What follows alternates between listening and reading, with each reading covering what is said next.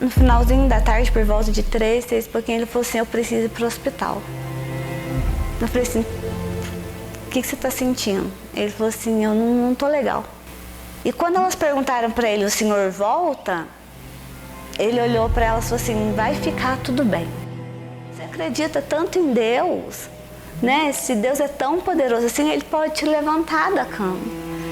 E aí foi o dia que ele falou para ela, falou assim, mãe, se Deus fizer na minha vida, Ele é Deus. E se Deus ele não fizer na minha vida, Ele vai continuar sendo Deus. Isso não muda. Não vai não. Vai não. Vão lá pra igreja com nós. Não vou pra igreja não, eu vou sair com meus amigos. Vou ver numa briga lá no Brasil. Molecada tudo brigando. E isso é um cara do meio do nada, assim. Um cara alto, assim, barbudo. Na hora que eu fui ver, ele saiu esfaqueando todo mundo. E nessa que ele foi esfaqueando, furando os moleques tudo na faca, ele me furou. Eles colocaram um balão de oxigênio em mim, que eu comecei a perder o ar, eu achei que eu ia morrer. E apaguei. Né? E nisso que eu apaguei, eu acho que eu tive uma experiência pós-morte. Que tem de frente à UTI, perto do elevador. Eu olhei pra ele assim, ele falou assim, Rose, não consegui. Quando ele falou não consegui, eu olhei pra ele e falei assim, como assim? Não consegui o quê? Aí ele falou assim, nós perdemos o nosso menino. Foi um dia assim muito difícil, porque eu não pensava em mim, eu pensava nos meus filhos. Como é que você fala para duas crianças, a Ana e a Sofia, papai não vai voltar? Mas eu assisti a entrevista do mestre Paulão Rezende, porque você se identifica com a história. Você se identifica com tudo aquilo que a pessoa passou, né? Ele vai contando os momentos, tudo aquilo que ele viveu, as incertezas, os medos. E eu falei, poxa vida. E aí você vai vendo outras histórias. Fui vendo a história da Giciane, depois você vai acompanhando, né? As outras histórias. Depois veio o teu testemunho, né? Que foi o Sem Filtro, que a gente fala assim, gente, como é que, né, a pessoa tem coragem de abrir a vida, porque normalmente a vida da gente a gente não quer abrir.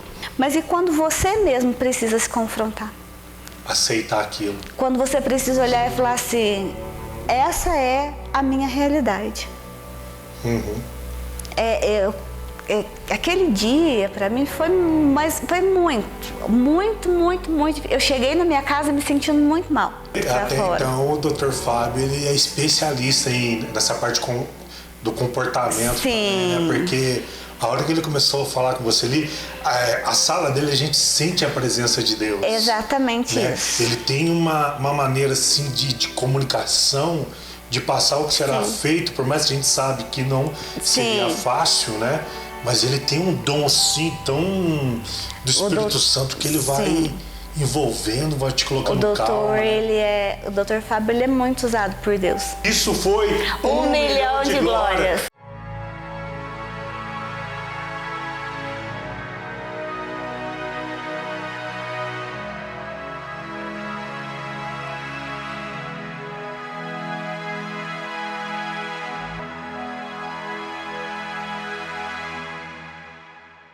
Fala, meus irmãos, minhas irmãs, tudo bem com vocês? Esse é o podcast 1 milhão de glórias. Hoje nós vamos bater um bate-papo bem legal com a Rosiane Querino, ela que foi participante do The Power of Smile. Oi pessoal, me chamo Rosiane, eu tenho 39 anos. Vocês acompanharam um pouquinho da minha história no The Power of Smile, programa aqui do podcast, juntamente com o Instituto Tranches. Bom, eu sou a quinta filha de 6 filhos da minha mãe, Dona Maria, uma doméstica, dona de casa, né, uma mãe assim excelente, maravilhosa, né, que sempre fez de tudo para nós. Então nós somos bem divididinhos, nós somos 3 meninos e 3 meninas em casa, né? E a minha mãe sempre fez de tudo. A gente perdeu meu pai muito cedo, né, há 26 anos, já vai fazer 26 anos, e ficamos eu e a minha irmã caçula em casa, e a minha mãe sempre trabalhou, desde que eu me entendo por gente, a minha mãe ela sempre trabalhou para cuidar da gente, para ajudar em casa. Então a gente vem de uma linhagem onde a família é muito maternal, né? Nós somos de uma família onde as mulheres, elas são, posso dizer, as cabeças, né? Porque elas sempre ficam viúvas muito cedo. Então a minha mãe, ela sempre assumiu a nossa casa desde muito cedo. Uhum. E como é que foi assim, esse período assim, da adolescência, vocês ali com seus irmãos, suas irmãs, né? Como conheceu o Cristo, né? Foi nesse período ou foi mais um período mais adulto? Como é que foi? Seu primeiro encontro, assim, sua primeira entrada na igreja, assim, praticamente, né? Então, a gente morava nos fundos da casa da minha avó, né? Minha mãe cuidava da minha avó já era uma senhora de idade, e nós conhecemos a igreja em si, né? Em 1996, 97. Nesse período, que quem nos levou foi o meu tio, o Antônio Carlos, irmão da minha mãe. Ele levava a gente para os cultos, ainda não tinha uma igreja, um templo estabelecido, os cultos eram feitos ali no antigo Centro Social Urbano. Eram cultos semanais que a gente ia, o meu tio enchia o carro, né? Ia eu, a minha mãe, a minha irmã, minha avó, minha tia com as minhas primas. Então meu tio passava em casa, dava uma carona pra gente e a gente ia pro culto. Era tipo uma célula? Era Não, uma denominação? Era um culto mesmo. Foi antes do Ministério Sara Nossa Terra chegar em Poços, que é o ministério que eu faço parte hoje. Então foi bem no comecinho mesmo da igreja. Foi ali que a gente conheceu Jesus, foi ali que a gente aceitou Jesus. Os nossos primeiros passos na fé, eles foram ali, em meados de 97, 98. E como é que foi assim essa transição sua na fase da adolescência? Você que casou bem cedo, né? Teve seus primeiros relacionamentos cedo, logo veio os filhos. Como foi esse período para você assim? Olha, Félix, foi um período muito conturbado, porque a adolescência em si, ela já traz para nós algumas questões, né, que a gente não consegue resolver. Então eu estava no Ministério Sara Nossa Terra, e aí eu tinha amigas de outro ministério, então eu fui para um outro ministério, ainda na minha adolescência, na fase de 14, 15 anos, que foi quando eu conheci o meu primeiro marido, né, que foi o pai do Lucas. A gente namorou por um período de 4 anos e eu engravidei do Lucas aos 18 anos. Então eu tive o Lu aos 19 anos. E foi uma fase assim, é muito difícil, porque você tem que deixar a tua fase de adolescência e entrar numa fase adulta muito rápido. Então você não sabe nada da vida, você não conhece, você não sabe aonde você está pisando, você não sabe como lidar com as situações. Então assim, foi uma fase muito difícil, mas muito prazerosa, porque o Lu chegou para completar mesmo a minha vida, para trazer um outro olhar mesmo para mim.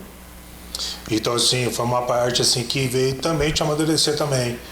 Sim. Né? Como mulher, entender assim, pô, agora eu sou mãe, ferrou, tem que ir pra cima, tem que se virar. Sim. E depois dessa fase aí, parece que você passou um tempo, um período, foi se organizando. Sim. Depois você entrou em outro relacionamento também. Foi assim, como eu casei muito nova, a gente achava que na época, né, até por uma questão de sermos cristãos, estarmos na igreja, o certo seria o casamento. Certo. Então nós nos casamos muito jovens, o Lucas nasceu, assumimos uma responsabilidade que nós não fazíamos ideia, né, do que era, porque o relacionamento a dois, ele é construído diariamente, mas também é cheio de conflitos.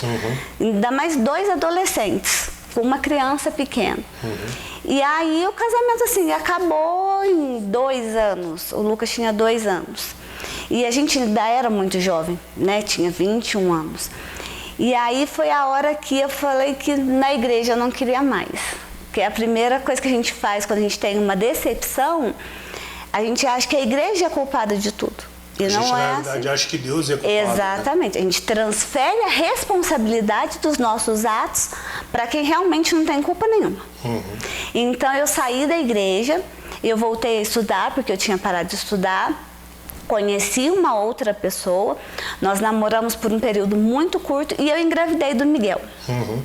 E aí a gente, né, como é que faz? Eu já tenho uma criança e aí eu tenho uma outra criança e aí o relacionamento também não deu certo durante a gestação do Miguel. Porque a gente sabe que o que começa errado, ele nunca vai dar certo. Por mais que você tente, por mais que você vai levando a situação, não vai dar certo. E como é que tua cabeça ficou nesse período? Porque pô, você sai de um relacionamento, deu problema, você entra em outro, já dá problema e grávida. Foi um período muito difícil. Foram aí que eu acredito hoje eu consigo ver com esses olhos, que foram aí que começaram os meus conflitos internos. Os meus problemas comigo mesma. Né? Porque a gente transfere, foi o fulano. Não, somos nós mesmos. Então ali eu comecei a me fechar. Eu já tinha um filho, vinha uma outra criança, que eles não têm culpa de nada, responsabilidade nenhuma, né, do que estava acontecendo. Eu trabalhava na época, então eu saía do trabalho e ia para casa. Nessa época eu morava com a minha mãe, na casa da minha avó. Então a minha mãe, ela me ajudava, juntamente com a minha irmã mais nova, a cuidar do Lucas, e quando o Miguel nasceu, do Miguel. E eu trabalhava nessa época, então eu ia de casa para o trabalho, do trabalho para casa.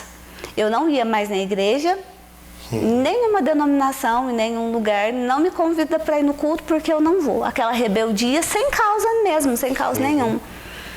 E um dia eu estava em casa, ainda estava grávida do Miguel, num domingo, a minha mãe falou assim: Rosiane, vamos no culto? Eu falei assim: eu não vou. Imagina chegar na igreja, né, grávida, que vergonha. Não pela criança, mas pela minha situação. E a minha mãe falou assim: vamos sim, daquele jeitinho dela, né? Falou assim: vamos sim, porque eu tenho certeza que hoje Deus vai falar com você. Porque se Ele não falar com você hoje, eu nunca mais eu te incomodo, nunca mais eu te chamo. E aí, com muito custo, aquele jeitinho, né, dela moroso, paciencioso. Aí eu falei assim: então vamos. Então, mas eu vou sentar lá atrás, porque eu não quero ver a cara de ninguém.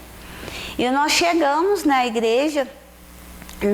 No domingo ainda, a Sara, nossa terra ainda era ali na rua 15 de novembro.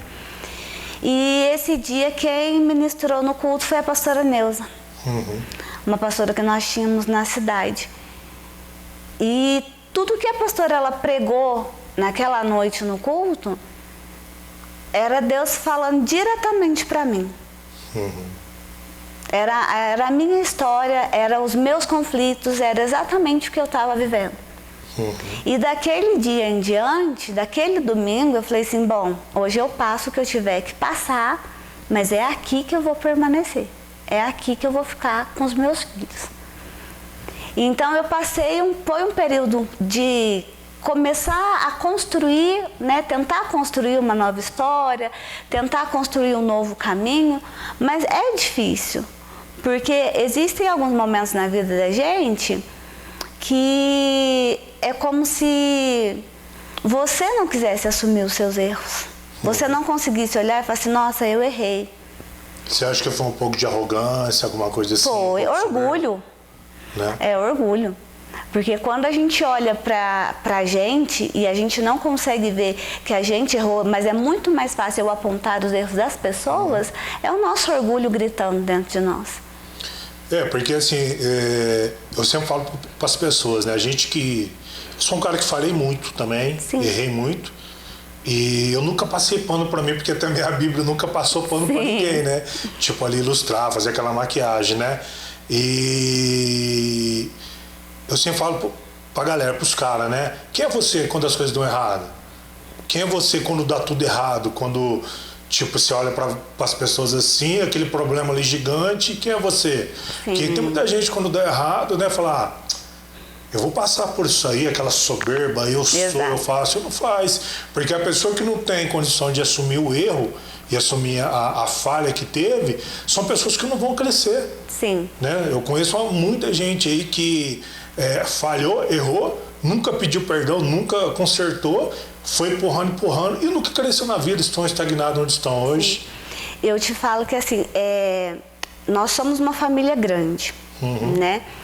Desde a falta do meu pai, os meus irmãos sempre exerceram um papel de cuidado muito grande conosco, né? Comigo, com a minha irmã. E falta de conselho não foi. Falta de chamar a sua atenção, porque eles sempre tiveram essa liberdade de chegar e falar assim: olha, eu acho que por aqui não tá legal. Né? Essa atitude, ela sabe, não tá certa, né? Tenta de um outro modo, eles têm um jeitinho de chamar a atenção.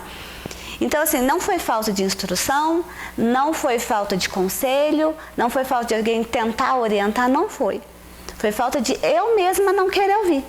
Falar assim, olha, acho que eu já sou adulta, aquela mania, né? Eu já sou adulta, eu sou dona do meu nariz, eu sei o que eu estou fazendo. Então, esse comportamento lá atrás, ele me trouxe muitas consequências, né, de não querer ouvir. Hoje a gente vai amadurecendo, né, com o passar do tempo, com as coisas que a vida ela vai te fazendo passar para você entender algumas situações. Eu falo assim, nossa, se eu tivesse ouvido um pouquinho mais, sabe, se eu tivesse dado crédito àqueles conselhos, àquelas falas, né, dos meus irmãos, da minha mãe, talvez muita coisa que eu passei lá atrás eu não precisaria ter passado. E nesse período aí que veio o segundo filho, você chegou lá, o que foi falar na igreja para você? A Neuza, o que ela falou ali te impactou? Realmente Deus falou com você? Aquele culto daquele domingo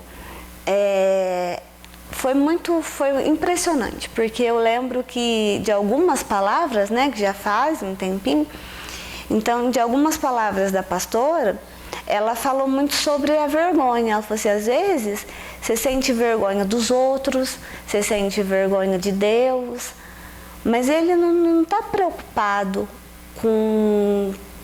da maneira que você chegou aqui. Ele quis que você estivesse aqui.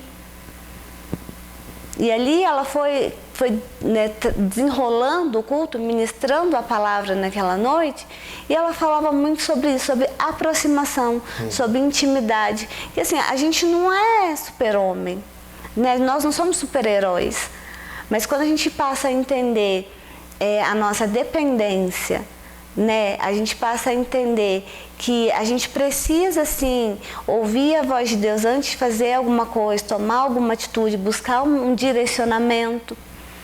Então ela falou nessa noite no culto sobre direcionamento, sobre posicionamento. Não foi apontando erros, mas ela foi direcionando a palavra realmente para um novo começo. Então aí a gente, no ministério, a gente trabalha em células, né? Célula de casais, célula de mulheres, adolescentes. E aí logo eu me inseri numa célula. Como eu era muito jovem ainda, eu participava da célula de jovens que era dentro do Arena Jovem.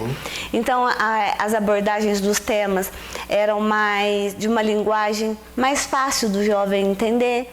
Então isso vai te ajudando a entender muita coisa. Você foi sendo discipulada. Exatamente. Eu fui sendo discipulada, eu fui me moldando. Porque ali. Na igreja lá atrás, eu lembro quando a gente chegava, né?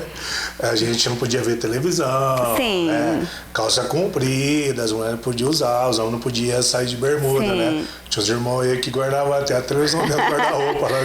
Jogavam lá, o pastor chegou a jogar a televisão lá dentro. Né? Você chegou a pegar essa época ou essa época já estava um pouco mais assim, atualizado? Já tá. Quando eu fiz parte do Ministério da Assembleia de Deus Madureira, lá no Dom Bosco, que foi nessa fase da minha adolescência, foi quando eu conheci o pai do Lucas, tudo. Ainda tinha algumas coisas. Olha, o pastor João Lino, na época, ele orientava. Pastor João Lino é fera. As meninas, né? A Tati, a Adriana, a Fabiana. Então a gente era orientado. Olha, é melhor que você não vá de calça para a escola. Né? Ainda tinha um pouco dessa doutrina, mas não era tão rígida. E no Ministério, na Sara, a gente já não tinha isso, né? Podia jogar bola, você podia usar uma bermuda, uma calça, mas a orientação dos pastores era cuidado com a roupa que você vai vestir. Né? Porque você precisa ser um testemunho daquilo que você vive, não é só falar, você precisa viver. Então a gente era orientado nisso, cuidado, olha, eu acho que essa blusa pra tua idade, assim, pra quem é cristão, não é muito legal. Isso, né? Tem esse puxão de orelha. E como é que você conheceu o pai das meninas nesse período? Você teve um terceiro relacionamento. Então, como que foi esse encontro? Eu conheci o Anderson na igreja. O Anderson já era diácono na igreja. Mas ele ficava mais na Zona Sul, que a gente tinha um núcleo na Zona Sul. Então ele ficava mais na Zona Sul e só aos domingos que a igreja da Zona Sul descia para a sede. Então eu passei por um período dentro da igreja, né, de aprendizado, de moldagem, e aí eu fui fazer parte do Ministério da Portaria. Então a gente ficava na recepção, a gente falava portaria porque era, né, mais antigo, hoje é a recepção da igreja. Então eu fui fazer parte do ministério, né? E eu nunca tinha o visto. Eu comecei a ver ele algumas vezes no culto e eu brincava com a minha tia, falava assim, nossa, cadê o menino da Coab do terno de listra? Porque ele gostava muito de terno de risca de giz. E eu fui conhecer o Anderson mesmo no dia 10 de outubro de 2010, que nós fomos fazer uma viagem para, se eu não estiver enganada, acho que foi Itajubá, para um evento que tinha da igreja lá. E eu conheci o Anderson dentro do ônibus. E aí eu lembro que a gente estava sentado, eu estava com a Thaís sentado no ônibus e eu já tinha visto, né? A gente olha, então eu falei assim, ele vai? Mas a gente nunca tinha conversado. E nessa brincadeira... Já foi com o intuito de conhecer o Anderson. E nessa brincadeira, ele estava com uma máquina fotográfica preta, eu lembro, na época. E ele falou assim, eu vou tirar uma foto de todo mundo. E eu fui descobrir isso um tempo depois. E nós passamos a viagem, teve o evento, nós viemos embora e a gente tinha um amigo em comum, o Henrique, que morava na Zona Sul, morava na rua da casa dele. E o Henrique chegou pra mim no domingo e falou assim, Rose, tem um amigo meu que quer te conhecer. Eu falei assim, não começa com palhaçada que eu não quero conhecer ninguém. Ele falou assim, Rose, pelo amor de Deus, ele só quer... Já, grossa, incrivelmente. Eu falei assim, eu não quero conhecer ninguém. Quero conhecer ninguém, não quero saber de ninguém. Mas tava já tinha olhado ele por ali. E aí a minha tia chegava na igreja, ela brincava assim, já viu o mocinho da listrinha hoje? Eu falava, tia, larga a mão do mocinho. E a gente sentava em lados opostos. Então, da onde eu sentava normalmente, eu conseguia ver ele do outro lado, onde a igreja da Zona Sul sentava. E aí eu falei, Henrique, eu não quero saber. Eu falei assim, você me dá licença que eu tô lá na cantina e eu tô atarefada e eu preciso ir lá. E aí eu fui pra cantina, na época a gente vendia aqueles espetinhos de frango, eu fui pra cantina fazer, né, o meu serviço daquele dia. E quando terminou a cantina, eu tava lá atrás esperando o Lucas chegar, que o pai dele ia deixar ele pra mim na igreja. E eu tava lá atrás, assim, eu vi quando me cutucou pelo ombro e eu já olhei pra trás, que saco, né, na minha cabeça. Quando eu virei pra trás, eu olhei, oi! Ele falou assim, você não quer falar comigo, mas eu quero falar com você. Você tem um minuto? Ó, o coração já palpitou. Aí eu olhei e falei, meu Deus do céu. E aí o Lucas entrou na porta, eu falei assim, só um minutinho. Puxei o Lucas pra mão, peguei a mochila. Aí ele falou assim, a gente pode conversar? Eu puxei a cadeira, sentei o Lucas, assim, senta aí. E coloquei o Lucas do lado, né? Falei assim, o pretexto aqui vai ser o Lucas. E ele falou assim, olha, eu me chamo Anderson, sou lá da Zona Sul. E eu lá, sim. O que você precisa? Ele falou assim, eu tenho um convite para te fazer. A gente vai ter um jantar do Dia dos Namorados, que vai ser lá no Golfe. E eu queria saber se você não queria ir comigo, né? Pra gente conversar, se conhecer melhor e tal. Eu falei assim, eu vou pensar. É mesmo? Mas o coração já tá palpitando. Não, eu já sabia a resposta. O coração palpitou aqui, ó. E aí, ele falou assim, aqui é o convite e tal. Depois você tem o número do meu telefone, na época a gente mandava mensagem, não tinha um WhatsApp. Se você quiser, você me manda uma mensagem e tal. Eu falei assim, tá bom, muito obrigada. Peguei o papel da mão dele assim, mas você pega com o coração já, né, super disparado. E aí ele, tchau, boa noite. Eu falei, tchau, boa noite. Peguei na mão do Lucas e fui embora. E fiquei com aquele papel. Na segunda-feira de manhã eu mandei a resposta. Eu posso ir sim. Mas né, nem deu tempo, não dava tempo de pensar. Eu estava indo trabalhar e eu lembro que eu respondi, dá pra ir sim. Falei, mas nem dava, né? Eu falei, que eu vou arrumar com essas crianças? E aí, nada da pessoa responder a mensagem. Falei assim, acho que já espantei o menino. E aí ele foi me responder só no final da tarde. Eu lembro que ele falou assim, ele trabalhava na área da Danone já. E ele falou assim, então tá bom, que bom. Só que ele já tinha conversado com a liderança dele, lá na Zona Sul, que na época tinha a Márcia. E os líderes dele já eram o pastor Daniel e a pastora Daniele, que hoje são os nossos pastores ainda, mas na época era líder deles, líder de célula dele lá. E aí foi assim que a gente começou a desenrolar a nossa história. Eu fui com ele nesse jantar, na época o pastor da sede era o pastor Marcelo Carvalho. E aí eu lembro que eu cheguei, quem me levou foi meu cunhado. Ainda mandei mensagem para ele, tô chegando aqui no Golfe. Aí ele falou assim, nossa, tô presa aqui na Zona Sul ainda por conta da chuva. Esse dia tava chovendo muito. Meu cunhado falou assim, pergunta para ele onde ele tá, a gente vai buscar ele. E aí a gente foi ali era um restaurante que tinha, acho que Caseirão, se eu não me engano, que tinha ali na avenida. A gente foi, buscou eles. E aí eu lembro que quando a gente chegou no jantar, as meninas gritavam assim, essa pode, essa tá tudo bem. E eu lá, essa pode, essa tá tudo bem, o quê? E aí a gente sentou no banco do lado assim, o pastor Marcelo chegou e falou assim, vocês estão muito perto, pode afastar um do outro. Vai pra você ver. Aí eu olhei, e eu com vergonha, porque eu não conhecia o pessoal da Zona Sul, né? A gente conhecia de ver, às vezes, né, na igreja, no culto de domingo, mas não tinha uma intimidade. E foi ali o meu primeiro contato com a igreja da Zona Sul e um contato melhor com ele. E desse dia em diante, a gente nunca mais se desgrudou. Aí a gente passou um período de oração, né? De direção dos nossos pastores, de liderança, né? Porque, assim, querendo ou não, eu já tinha uma história. Eu já tinha vindo de relacionamentos frustrados, eu já tinha vindo de um casamento frustrado, né? O Anderson, ele teve as frustrações dele no mundo, até ele conhecer Jesus, os problemas dele. Então, assim, a gente passou por um período. Nós começamos a namorar em 2011 e eu me casei em abril de 2012. Então, assim, e quando a gente começou a se conhecer, os meninos eram muito pequenos. O Miguel tinha 1 ano de idade. Então, tipo assim, você começou a namorar com ele aceitou seus filhos de boa, né? Muito. Ele ficou fazendo papel de pai também. Sim, né? Ele sempre tratou os meninos muito, muito bem. O Lucas morou com a gente num período muito, assim, curto. Depois o Lucas foi morar com o pai dele, foi morar com o Bruno. Por questão de logística de escola, foi uma coisa que nós conversamos e deu certo, né? Em casa foi tudo muito tranquilo, não teve briga nem o Lucas ir morar com o pai dele, passar esse tempo com o pai dele. E aí o Miguel sempre foi o menino dos olhos do Anderson, né? Ele sempre cuidou do Miguel realmente como um filho. Ele nunca olhou o Miguel como se o Miguel não fosse filho dele. Então, que as pessoas perguntavam assim, é o meu menino. Da hora, né? Então, assim, fez toda a diferença para que desse certo. Né? E os meninos aceitaram ele muito bem.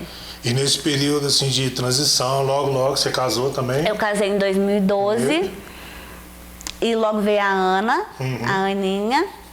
A Ana nasceu em 2013, em fevereiro de 2013. A Sofia logo veio em seguida, né? E já fechou o time? Já fechei o time. E aí a gente é uma família feliz, né? Dentro do... E o Anderson era um cara muito assim dedicado, né? Porque ele tinha um canal do YouTube, logo começou... Ele tinha umas palavras que ele falava também, né? O Anderson, quando eu o conheci, ele já pregava tanto dentro do ministério quanto fora do ministério. Ele pregava algumas vezes na Assembleia de Deus do Kennedy, ele pregava, acho que ele chegou a pregar algumas vezes no Parque Pinheiros. Essa fase dele sair e pregar em algumas congregações da Assembleia, eu não peguei. Mas o Anderson, ele ministrava dentro da igreja. Era uma pessoa que ele tinha um amor por Jesus Cristo muito grande. E uma fé inabalável. Então, ele já ministrava, sempre teve... uma facilidade em ministrar a palavra que eu nunca tinha visto em ninguém. Muito dedicado aos estudos, né? Muito dedicado à família. A gente tinha culto doméstico, ele fazia questão de termos cultos domésticos em casa. Ele tirava um tempo para ministrar com as crianças, para ensinar a palavra com as crianças. Então ele foi uma pessoa excelente. Nesse período que, né, que as coisas foram se atualizando, se organizando, as crianças, a família, tudo bonita, tudo Sim. organizado, né? Teve os primeiros sinais, né, de um problema de saúde. Como que você descobriu isso? Ou ele descobriu? Como é que foi no dia assim? Ele passou mal? Como que foi? A gente começou a desconfiar que tinha alguma coisa errada com o Anderson em junho, julho de 2016. Ele começou a ter uma fraqueza muscular. Era uma pessoa que gostava de jogar bola, uma pessoa que gostava muito do trabalho dele, trabalhava dentro da área da Danone, rodava turno, uma pessoa que estava ativa na igreja. E ele começou a ter um cansaço muscular muito grande. Ele andava na fábrica, ele tinha que parar porque doía muito as pernas, até que aconteceu a primeira queda. E ele não conseguiu levantar. Dentro do serviço mesmo? Dentro da fábrica. Certo. E aí ele começou a perceber que ele ia entrar no ônibus, já tinha uma dificuldade de levantar as pernas. Em outubro de 2016, ele teve um estiramento da panturrilha andando, fazendo uma vistoria dentro da fábrica. Certo. E a gente passou pelo médico, o médico falou assim, você é atleta? Porque a tua lesão é lesão de atleta. Ele falou assim, a minha lesão se deu trabalhando. Aí o doutor já falou, olha, tem alguma coisa aí que não tá batendo, né? Mas medicou, fez o tratamento.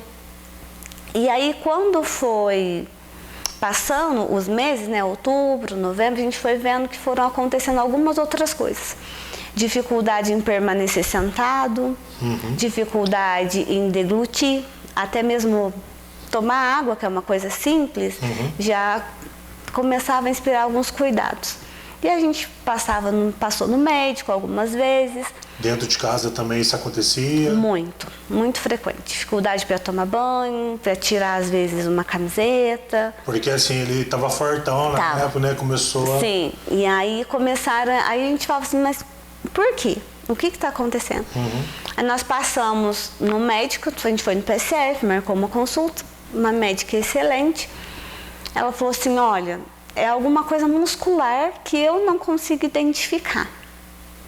Ela falou assim, dentro do que a gente estuda, eu colocaria uma síndrome de Guillain-Barré. Aquilo, o nome já me assustou, mas... E aí, próximo a esse dia, ele estava sentado, ele tombou o pescoço para trás e não voltava. E aí, nesse dia da consulta, eu conversei com a doutora falou assim, a gente vai colocar um colar cervical. Aí você já assusta, você fala, um estiramento que não é normal. Aí você perde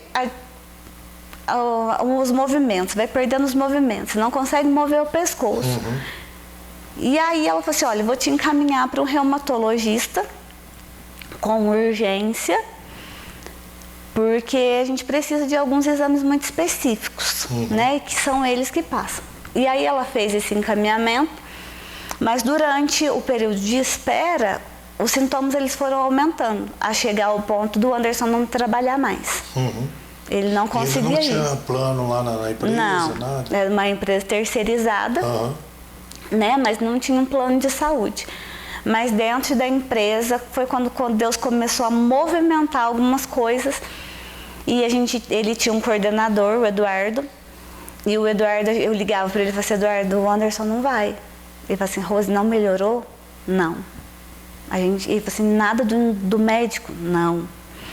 E aí um dia eu estava em casa, num domingo à tarde, a minha tia com o meu tio, esses mesmos que levaram a gente para a igreja, que nos apresentaram Jesus, eles chegaram no domingo à tarde, o Anderson estava deitado, e eu falei assim, tem alguma coisa errada, porque minha tia chegar aqui, né, e na igreja em si a gente já tinha acendido um sinal de alerta, nós já estávamos na Coab, na igreja da Coab, ajudando lá.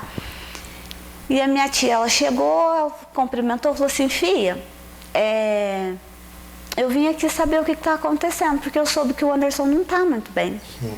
E a gente conversou um pouco, levei eles até o quarto, eles conversaram um pouco com ele lá. E aí a minha tia chegou para mim na cozinha e falou assim, Rose, o que vocês precisam? Eu Falei assim, tia, a gente está aguardando agora o médico, reumatologista, não tem, né, mais o que fazer, não tem uma medicação que você possa dar, a gente não sabe o que é, não tem uma linha de tratamento. Ela falou, tá, um reumatologista. Falei, isso. Ela falou assim, tá bom. Aí eles se despediram e foram embora. Na segunda-feira ela me ligou de manhã. Ela falou assim, Rose, reumatologista do Anderson é hoje às 14h30. Eu te espero no consultório. E se fizer particular para ele? Ele já era médico da minha tia. E a minha tia marcou para ele. Aí eu liguei pro meu irmão, pro Mil. Falei, Mil, você pode me ajudar? Ele falou assim, 2 horas eu tô na tua casa. Nós levamos, passamos pelo reumatologista, ele fez alguns testes. Ele falou assim, olha, eu tô muito na dúvida. Não me parece Guillain-Barré. Tem algumas outras coisas que se encaixam, mas eu não consigo aqui. Eu vou te encaminhar para um neurologista. E esse neurologista, você já vai com o pedido de exame, que é um exame de eletroneuromiografia. Nunca tinha ouvido falar, Félix. E aí eu falei, e agora? Eu falei assim, tá, peguei o pedido, a receita, e aí minha tia saiu do consultório, minha tia, vamos marcar o neurologista. Aí eu passei na recepção, a mocinha falou pra mim, falou assim, olha, o doutor Eduardo vai atender o Anderson amanhã, no período da tarde. Depois a recepcionista dela vai te ligar para passar os valores. E eu falei, bom, como é com urgência, o que eu vou fazer? Entrei no carro, a gente entrou no carro, meu irmão perguntou, eu expliquei para ele. Ele falou assim, você tem o dinheiro? Eu falei, eu não tenho. Ele falou assim, tá bom, então amanhã à tarde eu passo na sua casa e a gente pega e leva ele. Eu falei, mas eu não tenho dinheiro. Ele falou assim, amanhã à tarde eu passo na sua casa e a gente leva. Levamos, fizemos o exame ali mesmo no consultório do doutor Eduardo. Quando terminou o exame, o doutor falou assim, eu já encaminhei o resultado para o doutor Tiago, vocês sobem lá agora? Quando ele falou agora, na minha cabeça virou uma chave. É pior do que você imaginar. Eu falei assim, doutor, eu preciso do diagnóstico. Ele falou assim, Rosiane, o diagnóstico do Anderson é miastenia graves. É uma doença imune degenerativa. E aí eu olhei para ele assim, falei assim, tá, a gente está indo no consultório do Dr. Tiago.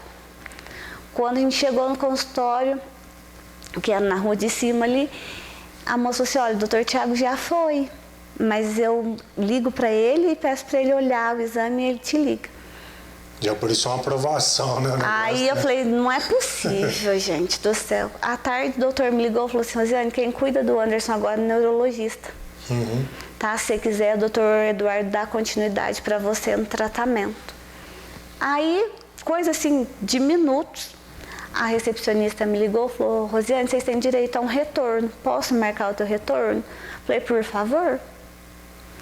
Voltamos no dia 15 de janeiro. Já estava abalada praticamente. Já não sabia o que fazer. Porque você olhava para ele e falava, tá tudo bem? É o tudo bem que a gente fala quando tá... Porque também ele não queria... Não. O pensamento dele era assim, o que eu vou fazer agora com os meus filhos da minha casa? Porque ele era o único provedor da casa. Era só ele que trabalhava. Eu cuidava dos meus filhos, da minha família, da minha casa. O meu papel ali era deixar tudo organizado para que ele não precisasse se preocupar, para que ele trabalhasse e fosse provedor da casa. E nós tínhamos o nosso ministério dentro da igreja. Então, aí teve as orações e nesse retorno? E aí no retorno, do dia 15 de janeiro... Isso foi quanto tempo depois desse retorno? Foi rápido? Foi 15 dias depois. Certo. Deu pouco menos de 15 dias. E aí o doutor falou assim, olha, o Anderson ele é portador de miastenia graves, uma doença autoimune, degenerativa. Isso vai causar fraqueza muscular, problemas respiratórios. Então... Era uma doença terminal, não tinha cura? Não tem cura. Miastenia, ela não tem cura e ela tem uma sobrevida de paciente de 4 anos. Mas o que chamou a atenção? Porque a miastenia, ela é comum em mulheres acima de 40 anos, homem acima de 60. O Anderson não tinha 30. E aí, ele falou assim, olha, vou passar a medicação. você vai, né, a gente vai ajustando a medicação, vou pedir alguns outros exames, mas de alerta, ele falou para você assim, olha, eu tô com uma falta de ar, dificuldade de respirar. Eu preciso que você leve ele para o pronto-socorro mais rápido e mais perto da sua casa. Me entregou os papéis, o laudo, as receitas do remédio, nós passamos na farmácia, fomos para casa. Mesmo sabendo que no remédio não ia resolver. Ele ia atenuar, né?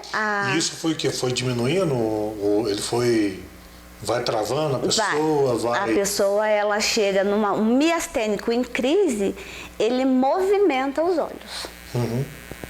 Paralisa? Tudo, certo. Principalmente parte respiratória. Tudo que é músculo, ele trava. E aí nós fomos para casa e a primeira crise do Anderson foi dia 7 de fevereiro, no dia do aniversário da Ana. Foi como aquele filme dos 100 metros que passou uma vez? É tipo parecido aquilo? Muito. A primeira crise do Anderson foi no dia do aniversário da Ana. E aí eu lembro que eu estava com as crianças em casa, eu liguei pro Regis. Mas qual crise? Como foi essa crise? Ele caiu? Crise respiratória. Começou com uma falta de ar, uma falta de ar, uma falta de ar, e aí ele vai perdendo a força. Ele não para de pé, a pessoa não para de pé, o pescoço não firma. Eu liguei pro Regis, era 4 horas da manhã, e falou assim, Rose, já saí para trabalhar, tô chegando na padaria. Eu falei, meu Deus, e agora? Para quem que eu vou ligar? Como é que eu vou sair com esse menino e largar as crianças dormindo? Aí liguei para um outro irmão da igreja, o John Leno.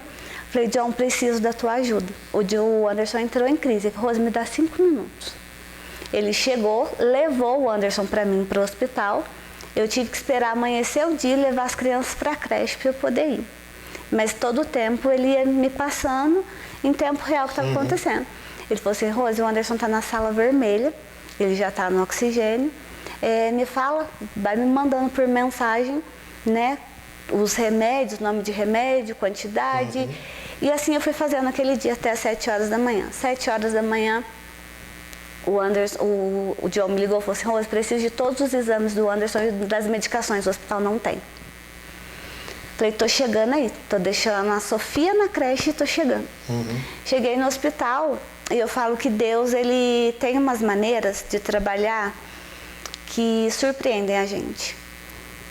Uma semana antes do Anderson ter essa crise, a Ana teve uma inflamação de garganta muito séria. Ela sempre teve. E eu fui no hospital, encontrei o Dr. Marcelo Françoso, que era um médico que já ia onde eu trabalhava tomar café. E eu não sei a que cargas d'água, conversando com o Dr. Marcelo, ele atendendo a Ana, a gente entrou no caso do Anderson. E aí ele falou, Rose, mas miastênico, né, tem uma sobrevida curta, né, de no máximo 4, quando muito, 5 anos. E a gente conversou.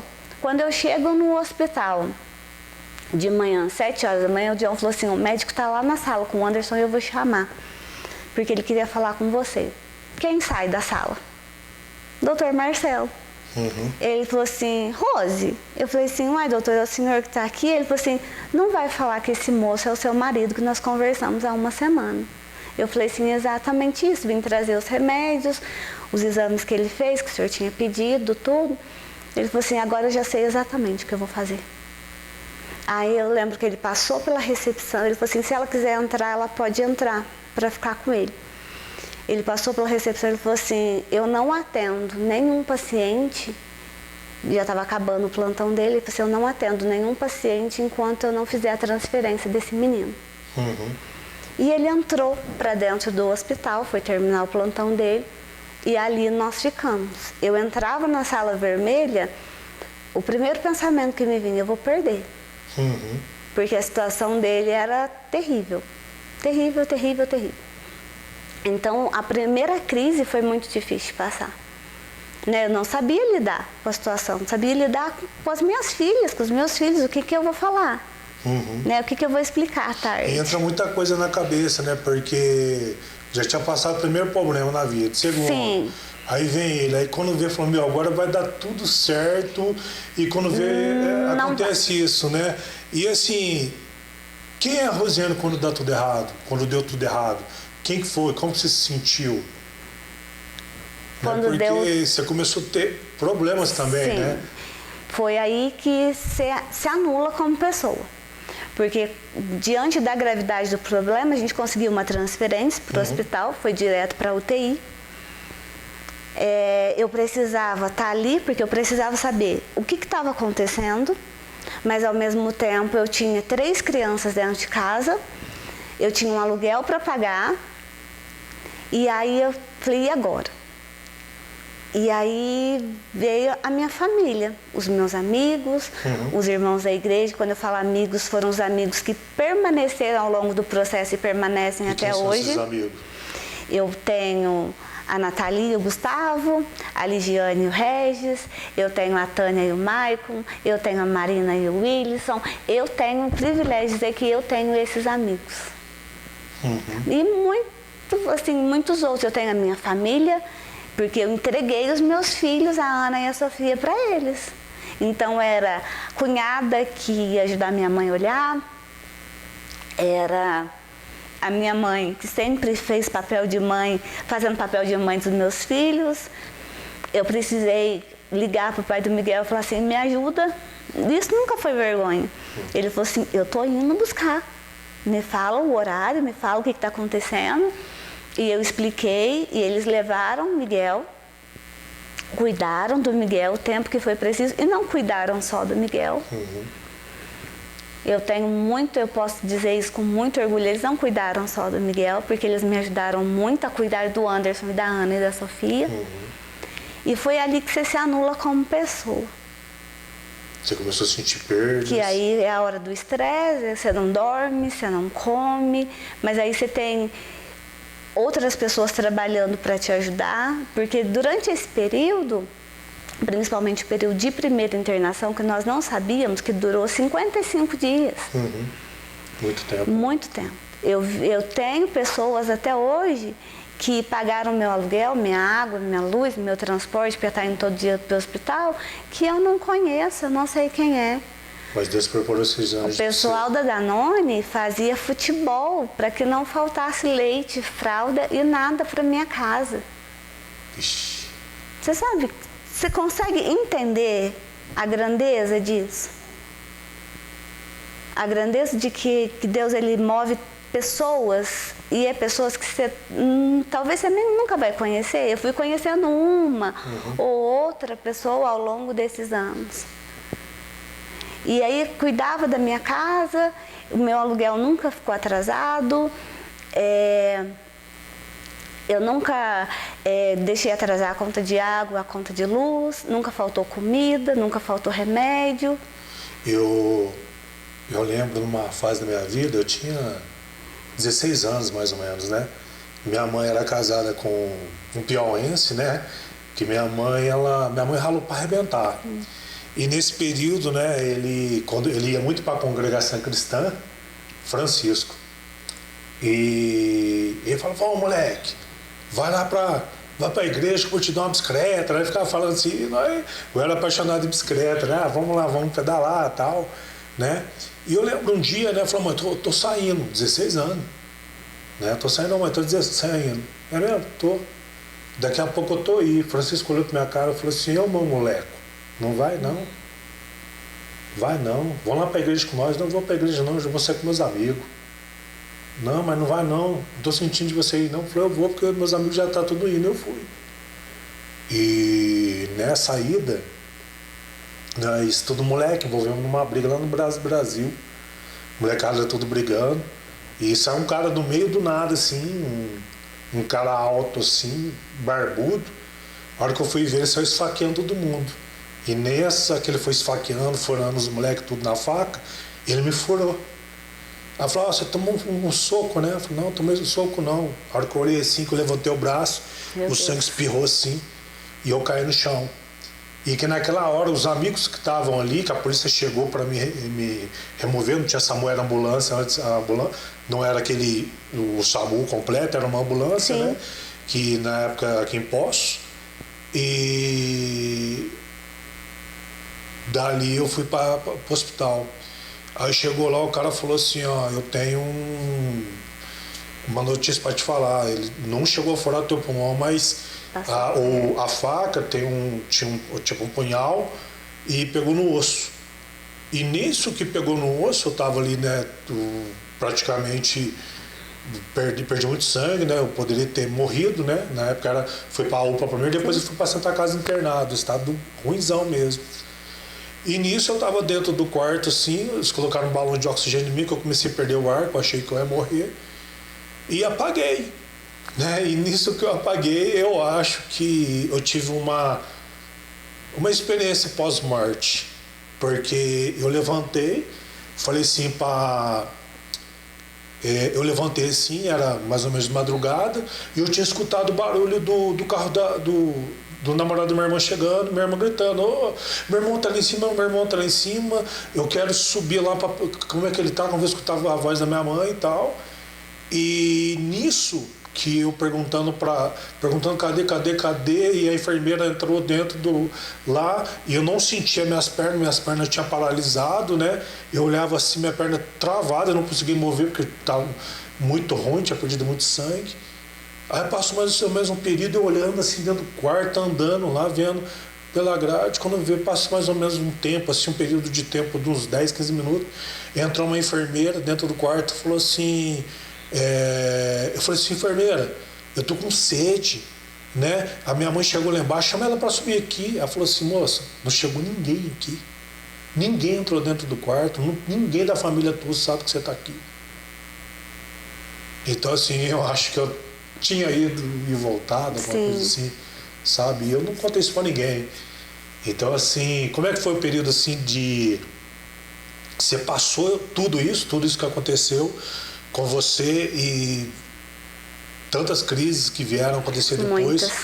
Como foi chegar à morte do Anderson, assim? Que dia, como que foi? Então, nós passamos por um período longo. O ano de 2017 praticamente foi um ano de internações, quase que o ano todo. Aí a gente precisava de um especialista, passamos com um especialista que Deus também proveu muito, né, Dr. Fernando Geraldi, que foi um anjo de Deus enviado mesmo para nos ajudar. E aí, junto com a miastenia, nós recebemos o diagnóstico de um timoma, que é um tumor muito próximo ao pulmão. No ano de 2017 tiveram mais internações, teve uma que durou do dia 7 de junho até dia 15 de setembro. Foram 2 traqueostomias, foi um período longo. O ano de 2017 em si ele foi muito longo. Fez a esternotomia para retirada do tumor. E aí começaram as recuperações em 2018. Né? Ganho de peso por conta de corticoide, medicação muito forte, muita medicação. Mas as coisas foram alinhando, foram se acalmando, as crises foram diminuindo. Nós moramos um tempo na casa que era da minha avó, que agora é do meu tio. Meu tio deixou a gente ficar lá um tempo. Aí depois nós fomos morar no fundo da casa da minha sogra lá no São Sebastião. Passamos esse período, eu já tinha voltado a trabalhar, aí veio a pandemia, né? E foi uma fase um pouco mais difícil, porque tinha todo um cuidado com ele. Eu pedi dispensa do serviço, meu paciente falou assim, Rose, pela tua condição eu vou te deixar ficar em casa, né? Porque eu entendo, né, o problema que você tem. Se porque esse ele vírus, também estava no estado terminal também, né? Ele já tinha assim, já estava liberando os 4 anos, então o cuidado da gente aumentava, né? Embora você olhasse a condição física dele, no momento, era a melhor condição. Né? Ele tinha voltado para a academia para fazer os treinos dele, né? Para poder fortalecer toda a parte de musculatura que se perdeu, né? Com o tempo de internação, perdeu massa muscular. Então já estava voltando. E aí... ele passou mal, no finalzinho, na última semana de maio, nós recebemos a notícia que a avó dele tinha falecido, a mãe do pai dele tinha falecido. Isso já mexeu no psicológico dele. Isso devido ao Covid? Não, ela teve um outro problema de saúde. Mas uma senhora que foi assim, algo que chocou a gente, porque a gente não esperava, não tinha nenhum problema de saúde.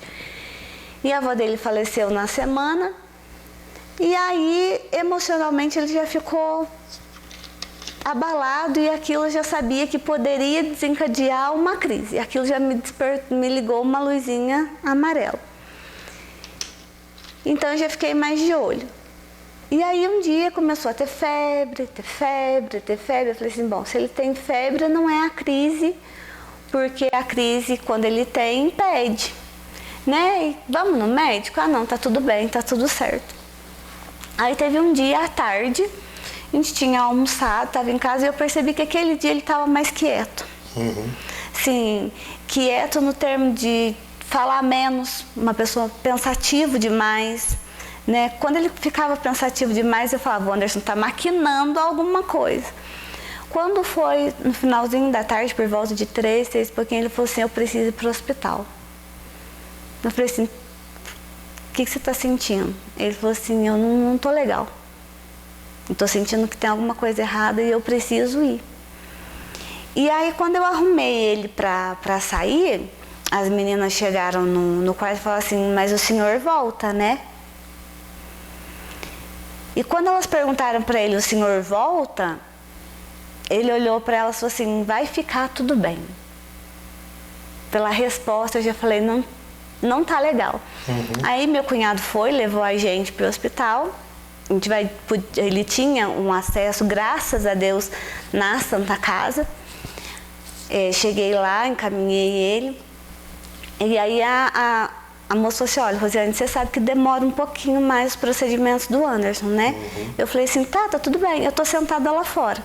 Vocês me chamam. Já conhecia todo mundo, né? As idas e vindas eram tantas que você conhecia o porteiro, a moça da faxina, os enfermeiros, os médicos.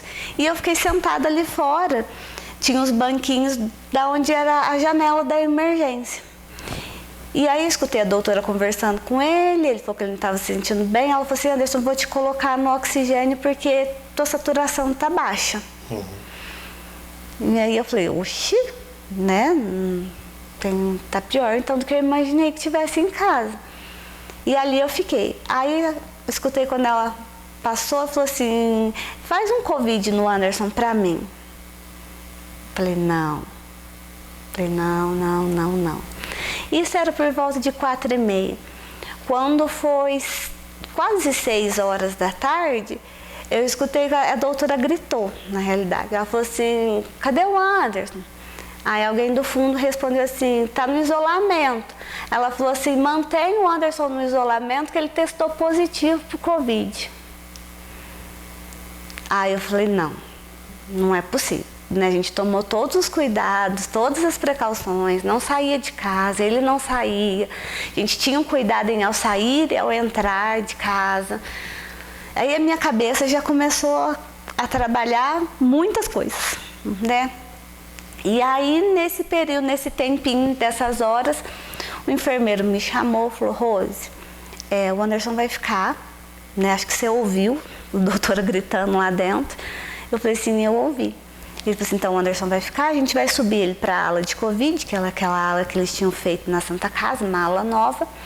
Ele já vai subir no oxigênio, tá? Saturação. Porque eles me informavam de tudo. Eu sempre fiz questão de saber de todas as coisas. No caso, já entubar ele. Não, colocava primeiro no nariz para manter. Certo. E ele já vai subir no oxigênio. Falei, tá, posso falar tchau? Ele falou assim, a hora que ele for subir, eu te chamo na porta. Porque pelo protocolo você não pode entrar mais. Falei, tá. Aí passou um pouquinho, ele me chamou. Aí eu desci no carro, falei pro irmão dele assim, pode ir embora. O Anderson vai ficar, preciso fazer toda a internação dele. E pode ir. Ele falou assim, não, eu vou te esperar. E aí eu subi de volta, passou um pouquinho, o enfermeiro me chamou, eu fui na porta. Aí eu falei pra ele, vai ficar tudo bem. Aí ele olhou pra mim e falou assim, eu não volto mais. Ixi. Quando ele falou, eu não volto mais, é como se tivesse tirado o meu chão. Porque eu voltei na minha casa, na Ana perguntando pra ele, o senhor volta? E eu falei, meu Deus, e agora, o que eu faço? Mas é aquele pensamento, eu preciso ser forte. Eu já passei por tanta coisa, né? Eu já vi ele morrer 3 vezes na minha frente, parar 3 vezes. Não vai ser o Covid que vai levar. E aí, Eu fiz todo o papel de internação dele, a Maria estava na recepção, falou, Rose, vai ficar tudo bem. Eu falei, vai ficar tudo bem.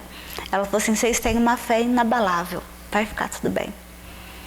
Quando foi 7 horas, o meu telefone tocou, era ele, era o celular dele. Aí a enfermeira falou assim, Rose, o Anderson quer falar com você. Eu falei, tá. E ali eu percebi que a pálpebra já tinha caído, a fadiga estava maior. Aí ele falou assim, eu quero orar com as meninas. Eu chamei a Ana e a Sophie, ele orou com as meninas, ele abençoou a vida das meninas, e eu falei para ele, vai ficar tudo bem. Ele falou assim, você vai conseguir, você é forte. E desligou o telefone. E ali eu perdi o contato total com ele, porque eu mandava uma mensagem, ele não respondia, eu perguntava, não me respondia. No outro dia eu tentei ligar para ele de manhã, o telefone já não respondia. Quando foi à tarde, que eles falaram que à tarde eles me ligariam para passar como que tinha sido. O doutor me ligou e falou, Rose, é aqui da emergência. Você já deve imaginar por que eu estou te ligando, mas eu preciso te passar. O Anderson, ele entrou em crise ontem à noite, às 7h30 da noite. Nós precisamos trazer ele para emergência. Ele já está entubado. As medicações que você já sabe de antibiótico já estão correndo. Daqui meia hora ele sobe para a UTI, nós já conseguimos a vaga dele, mas não tem visita. Antes desse diagnóstico, né, que você falou que ele te ligou, né? Ele recebeu a visita da mãe dele, né? A gente morava no fundo da minha sogra, né? Então ele... E antes de acontecer isso, a mãe dele foi visitar ele, né? No hospital, ela foi algumas vezes. Félix, era assim... Como ele tinha muita fé, né? Sim. Ele cria muito em Deus, sim, né? E ela chegou a questionar ele, sim, sobre a fé, né?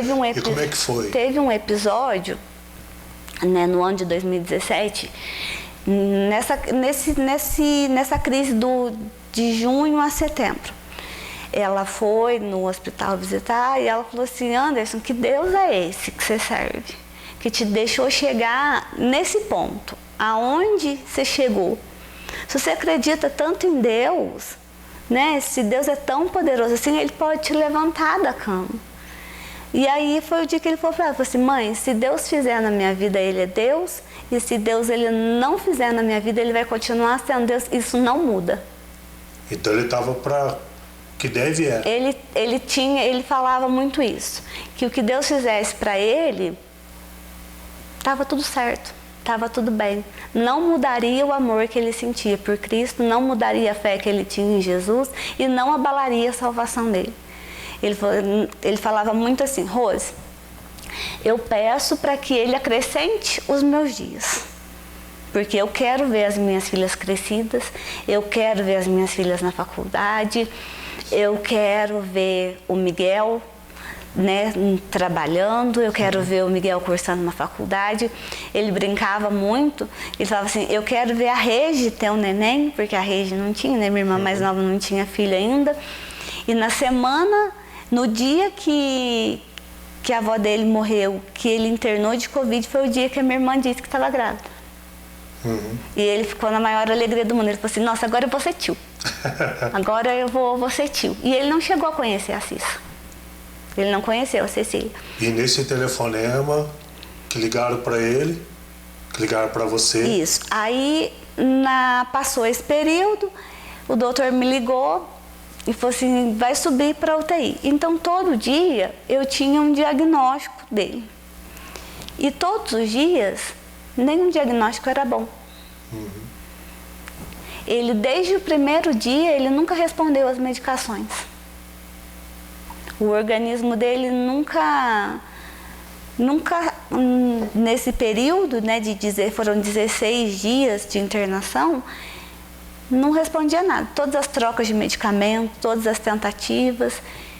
Um dia antes dele falecer, 2 dias antes, ele faleceu no domingo, dia 20 de junho. No dia 18, à tarde, quando o doutor me ligou, o doutor falou assim, Rose, nós tivemos uma piora considerável no quadro. Eu falei assim, mas podia piorar? Porque ele já usava 100% de respiração mecânica. Todos os exames, todas as medicações para manter vivo, pressão, coração, tudo, todo o suporte que você precisa para manter uma pessoa viva, ele tinha ali. E ele precisava de todos e ele não reagia a nenhum. O doutor falou assim, então, nós tivemos um rompimento do pulmão esquerdo. Nós fizemos uma drenagem, ele está no dreno, mas o dreno não é suficiente. Porque ele precisa de 100% de ventilação. Se eu tivesse 110 de ventilação, o Anderson precisaria de 110 de ventilação. Ele falou assim, mas, como vocês são uma família de fé, continue orando. E ele nem sabia que a gente estava orando, porque quando eu falo de amigos, Deus usou a vida da Nathalie para levantar a igreja em oração. Não só pela vida dele, mas pela vida de todos. Então, como a gente não podia, era aquele decreto que a gente não podia nem orar na porta do hospital, nós nos reuníamos pelo celular todo dia às 10 horas da noite.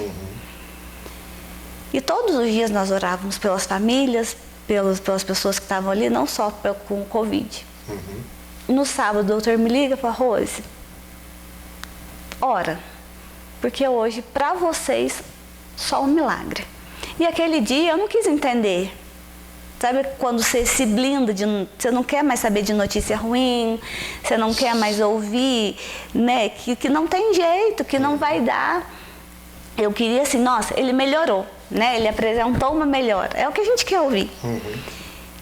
E aí naquela noite, no sábado à noite, quando a gente foi fazer, né, reunir o grupo de oração, o pastor Daniel, ele, no começo da doença do Anderson, ele estava em Andradas, mas ele sempre acompanhou com a pastora Daniela muito de perto, eles vinham, né, para fazer as visitas, para acompanhar. E aí teve uma transição de pastores, eles voltaram para Poços. E aí, esse dia, nessa live, o pastor falou assim, Rose, ora pelas famílias. Porque não só você, mas tem tantas outras que precisam. E eu lembro que eu fui orar pelas famílias e uma das coisas que Deus ele falou muito comigo aquela noite foi que a vontade dele ele é boa, perfeita e agradável. E eu não entendi. Falei, gente, você está orando por pessoa que está doente e você vai falar que a vontade de Deus é boa? Por quem que vai entender que a vontade de Deus é boa, perfeita e agradável? Depois eu fiquei me questionando. Falei, será que... Acho que eu falei alguma coisa, né? No domingo, dia 20, eu estava em casa, na casa da minha mãe, tomando café. Era 10h05 da manhã, meu telefone tocou. Falei, mãe da Santa Casa, minha mãe atende. Aí eu atendi o telefone, Rose, tudo bem? O doutor pediu para você dar um pulinho aqui no hospital. Falei, aconteceu alguma coisa? Você pode dar um pulinho no hospital? Falei, tudo bem, tô chegando. Liguei pro Mil mais uma vez. Falei, Mil, me ajuda? Ele falou assim, vamos lá. Quando nós chegamos na portaria, o moço não deixou ele subir. Eu subi sozinho. E eu sempre fui muito curiosa. E a porta da UTI, ela estava aberta, entreaberta. E eu toquei o interfone, me identifiquei, falei que o doutor estava me esperando. E nada de ninguém aparecer, né? Empurrei a porta com o pé, abri ela mais um pouco e fiquei olhando, né? Falei, cadê? De repente eu vejo um vulto no vidro, eu fui olhar, estava vindo o doutor e os dois enfermeiros chefes. E o doutor já estava com os papéis de óbito na mão, para frente. Quando eu olhei, eu falei, não, hoje não. E aí o doutor saiu na porta com a mão para trás. E aí eu olhei, eu estava encostada assim naquela muretinha que tem de frente à UTI, perto do elevador. Eu olhei para ele assim, ele falou assim, Rose, não consegui. Quando ele falou não consegui, eu olhei para ele e falei assim, como assim? Não consegui o quê? Aí ele falou assim, nós perdemos o nosso menino. Félix, naquela hora eu não enxerguei nada. Quando eu recobrei os meus sentidos, eu estava sentada ali no banco que tem perto da maternidade. E eu olhei pro doutor assim, E eu vi o doutor chorar. Porque o doutor, ele acompanhou, o doutor Gustavo, ele acompanhou o Anderson em todo o processo. De virar à noite estudando, às vezes, de levar para mim os livros, falar assim, Rose, olha aqui o que eu achei de diferente. Olha aqui, eu encontrei essa linha aqui de tratamento. E aí, eu olhei para ele assim, ele falou assim, eu não consegui. Tudo que eu tinha para falar para ele era, tá tudo bem. Eu sei o quanto o senhor tentou. E você veio sozinha? Eu falei, não, meu irmão tá lá embaixo. Aí ele pediu para o enfermeiro ir lá, pediu para chamar. Foi um dia assim muito, muito difícil. Porque eu não pensava em mim. Eu pensava nos meus filhos. Como é que você fala para duas crianças, a Ana e a Sofia, papai não vai voltar? Como é que eu olho para o Miguel, que tinha ele como espelho, e falo assim, não tem mais papai. E aí você pensa, né? Hoje eu consigo imaginar, consigo entender melhor a minha sogra, porque como que você fala para uma mãe, você perdeu o teu filho? Por mais que você entenda que a pessoa tem uma comorbidade, por mais que você entenda que a pessoa ela sofre com aquilo, nós não estamos prontos para perder ninguém. É muito difícil. E aí, no caminho, eu tinha ligado para a Marina, falei, Preta, a gente está indo para o hospital. E quando eu desci, eu ainda tive que esperar um tempo na recepção do hospital para dar baixa nos papéis, eles me entregaram uns outros para começar todos os trâmites. Ela entrou assim, olhou para mim e falei, Preta, a gente perdeu. E aí você ouve aquele silêncio. Porque o que te conforta nessa hora? Sim. Que palavra que você fala para uma pessoa que vai trazer conforto? Não tem, não existe. Aquele dia eu entendi muita coisa da minha vida.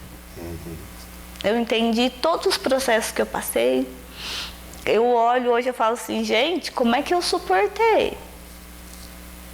E é por isso que eu olho e falo assim, não tinha como cuidar de mim. E com isso você foi perdendo os dentes, foi tudo. Remédio e... Foi tudo, porque eu não dormia, né? Durante as internações eu passava no hospital. Eu consegui uma permissão para ficar dentro da UTI e acompanhar todo o tratamento e os cuidados, porque se ele fosse para casa num BiPAP, num respirador, eu precisaria aprender. Eu precisaria aprender a dar um banho de leite, eu precisaria identificar sinais, né, de que tinha alguma coisa errada, porque traqueostomizado a voz não sai, você não fala. Então eu passei muito tempo ali. E aí você toma remédio para dormir, você toma remédio para acordar, é a dor de cabeça que não cessa, você vai deixando tudo para trás. E os problemas que eu já tinha foram ficando piores. Foram se agravando. Você saiu da casa? Foi. Logo, aí eu me mudei para casa eu já estava na casa da minha mãe, né? Quando ele internou, eu fui para casa da minha mãe. Como foi chegar nas crianças e falar assim, papai... Não fui eu que contei, foi o pastor Daniel que contou. Quando a gente chegou, aí meu irmão ligou pro Val, porque minha mãe não sabia, mas a minha mãe imaginava. Mas a gente precisava ter um cuidado por conta da idade, né? E aí o Val foi para casa da minha mãe, levou a minha mãe com as crianças para casa do Mil. A Marina avisou os pastores. E quando eu cheguei na porta do Mil, eu falei assim, eu não vou contar, eu não consigo. Aí ele falou assim, eu vou sentar com elas, eu vou conversar com elas. O pastor entrou na minha frente e aí ele falou para elas, falou assim, olha, papai virou uma estrelinha, porque era o modo mais fácil delas entenderem. Pela idade deles também. Pela idade deles. E aí você só escuta os gritos de não, eu não quero, eu quero meu pai de volta, Deus não podia ter feito isso comigo, né? E foi um período muito difícil. Que aí eu mudei de casa, eu fui morar na casa da minha mãe, né? A minha mãe morava sozinha, eu fui morar lá com as meninas e o Miguel, mas foi um período muito complicado. E como é que depois desse período que você passou, você foi adaptando, e um belo dia você conheceu o podcast Milhões de Glória, como é que foi esse dia? Você estava fazendo o quê? Então, Quem te apresentou? Esse dia eu tava em casa, postando nas redes sociais. E aí eu vi que o Cleiton, o barbeiro, ele postou lá que ele tinha feito uma entrevista, né, podcast 1 Milhão de Glórias, e me chamou a atenção o nome. Né, eu falei assim, ué, eu nem sabia que na cidade tinha um podcast, e aí eu entrei de curiosa. Né, eu entrei de curiosa no podcast, e aí acabou que a entrevista do Cleiton eu não vi, vou ser bem realista, eu não assisti, mas eu assisti a entrevista do mestre Paulão Rezende. Porque você se identifica com a história. Você se identifica com tudo aquilo que a pessoa passou, né? Ele vai contando os momentos, tudo aquilo que ele viveu, as incertezas, os medos. E eu falei, poxa vida. E aí você vai vendo outras histórias. Fui vendo a história da Giciane, depois você vai acompanhando, né? As outras histórias. Depois veio o teu testemunho, né, que foi o Sem Filtro, que a gente fala assim, gente, como é que, né, a pessoa tem coragem de abrir a vida, porque normalmente a vida da gente a gente não quer abrir. A gente não quer contar para os outros nem o que a gente fez de errado, nem o que deu certo, a gente não quer contar as dores, a gente não quer contar, a gente não quer. Hoje em dia, a gente quer ficar, a gente preza pelo silêncio. Exatamente. Ultimamente as pessoas, pessoas que estão dentro da igreja, né, são dentro dos ministérios, eles costumam muito se brindar, né? Sim. De não achar, eu vou contar meu testemunho, mas eu vou falar essa parte. Mas quando você conta o testemunho, que você fez isso, que você traiu, que você errou, todo mundo toma um choque, né? Sim. Até eu brinco com o pessoal, né? Eu falei, Beto, o meu testemunho lá bateu recorde de visualização, né? Todo mundo tá assistindo, né? E eu acho que tem que ser isso, porque assim, as minhas batalhas foram muito difíceis, né? As minhas lutas foram muito difíceis. Eu sempre fui uma pessoa assim que sempre me comuniquei muito, né? Sim. Eu sempre comecei a trabalhar muito cedo por causa devido da minha mãe, né? Ajudar minha mãe, né? Aí as pessoas falavam, até um dia eu estava no centro, estava lá trabalhando e começou a chover muito. Aí eu falei assim, moleque, o cara gritou para mim, pô, o que tu vai fazer? Né, tá chovendo, ninguém quer gastar sapato não, né? Falando alto comigo, né? Eu falei assim, quando vem chuva, o que a gente tem que fazer? Guardar chuva. E na época, né, eu tinha uns bazar que o pessoal que ia pra 25 comprar, eu pegava os guarda-chuva, né, na época de chuva, e o moleque ia vender guarda-chuva na Rua Assis, né? Era R$4 o guarda-chuva. Eu vendia, claro que eles pegavam mais barato, o cara me dava R$1 por cada guarda-chuva, né? Tinha os guarda-chuva maior. Então, assim, eu sempre fui um cara que me virei muito, né? E voltando para a parte do podcast, a gente criou tinha comunidade e naquela semana a gente foi entrevistar o Dr. Fábio Tranches, né? Sim. Onde que eu conheci depois você também, você fazer as lives lá da Sala da Nossa Terra, né? E a gente colocou na comunidade lá que a gente ia fazer uma transformação em cima da sua história, né? Sim, assim, eu mandei de curiosa, eu vou ser muito sincera. Pra ver se era isso. Eu falei assim, quer saber? O não eu já tenho. Né? Não, eu tenho que correr atrás do sim. Mas vamos ver se esse negócio funciona. Falei assim, vai que rola. Mas você já manda assim, nossa, imagina, que vai dar esse negócio? E aí foi aonde, por curiosidade, eu acabei mandando a minha história. E assim, e deu certo. Né? Depois vocês entraram em contato comigo, a gente vai passando, né, por todas as etapas, tudo. E até chegar no programa, até chegar no The Power, que é outro desafio, né? Que foi um desafio. Mostrar tudo, né? Que é, né? Que é você expor a sua ferida, né? Que é você colocar para fora aquilo que ninguém imagina que tenha. Porque as pessoas, elas olham pra gente, principalmente pela história de vida, as pessoas imaginam qualquer coisa, menos isso. Porque tem uma mágoa, porque... sabe, assim, as pessoas, elas próprias te vitimizam, além de você próprio se vitimizar, fala assim, ai, tadinho de mim, né, coitadinho. As próprias pessoas, elas ficam assim, nossa, tadinho de você. Nossa, já passou por tanto, nossa, que dó. É porque, assim, a gente recebeu as histórias, né, e eu tinha feito a triagem com você no outro dia, né? Falei assim, Rosiane, na mesa das oportunidades, né? Você lembra até sobre isso, né? A gente ainda achei um maluco. Pô, esse cara não é certo, né? Sim. E eu falei pra você estaria disposta a mostrar tudo que for preciso, de repente para fazer alguma mudança? Sim. Foi quando eu cheguei no Dr. Fábio Tranches, a gente conhece há muitos anos, né? O Dr. Fábio Tranches tem uma história linda, porque eu conheci ele na época do Paulinho Rosa, que ele ficava lá no cantinho dele, mexendo lá na cerâmica, fazendo as coisas lá. E hoje ele se tornou um grande empresário, um grande homem de Deus, a sua esposa, uma grande mulher de Deus. Ele montou o instituto ali, é um cara hoje completamente gabaritado, completamente um homem de Deus mesmo, né? E eu cheguei nele, ele contando sua história, falando teu testemunho, eu falei assim, Dr. Tranches, eu tenho essa história, assim, assim, assim, e o The Power of Smile que a gente foi gravar, que é o Poder do Sorriso, né? Falei assim, ó, o nome do programa chama The Power of Smile, e que significa o poder do sorriso, né? Fazer a pessoa voltar a sorrir.